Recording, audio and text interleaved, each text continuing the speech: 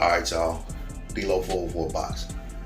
So, with the talks of Wilder potentially having an interim opponent, and the names Andy Ruiz and Dillian Whyte being thrown around, you already have these Fury fanatics coming out, or these Wilder haters, saying that should Deontay Wilder choose to fight Andy Ruiz, which I'm not even saying that's a realistic fight. From what I've heard, Ruiz has already said no. And it may not even, Wilder may not even be interested in it on the fight. But this is what people are talking about, so I'm going to speak on it. But since those two names are being thrown around, you got clowns coming out here saying that if Wilder chooses to fight Ruiz instead of Dillian Whyte, that proves that Wilder is afraid of Dillian Whyte. Let's see.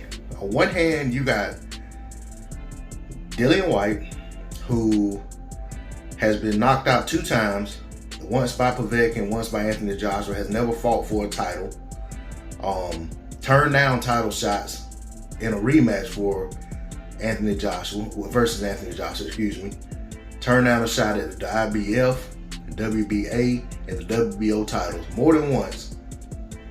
And then you got the guy on the other hand who beat Anthony Joshua, won all those titles, and his only losses are to in a title shot versus Joseph Parker in a very close fight, very debatable, and then in a snooze fest versus Anthony Joshua in a rematch where he came in horrible shape and got outpointed. And then you got Andy Ruiz, who is very well known to the American fans, to boxing fans in general.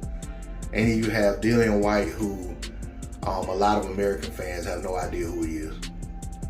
And who was also just knocked out. He's 1 fight removed from being knocked out concussively versus Alexander Pavek, whom he eventually lost to. I think if you think sensibly and you take your feelings out of it and your disdain for Deontay Wilder, it would make absolutely no sense to choose a fight versus Dillian Whyte over Andy Ruiz. Andy Ruiz is also a PBC fighter, same as Deontay Wilder. So that fight is seemingly a lot easier to make. It does more for the PBC brand, which I'm not just sitting here saying that I'm all about this Cold War or these sides of the street and this, that, and the other. But quite frankly, when you see it with everybody else, why would the PBC be the exception and say that the PBC should be making fights, should choose to fight a matchroom fighter or a fighter that fights on the zone over putting 2 of their best fighters in the ring with each other, especially for an event, to salvage an event that a lot of people are upset about not being able to get their money back for, and this, that, and the other.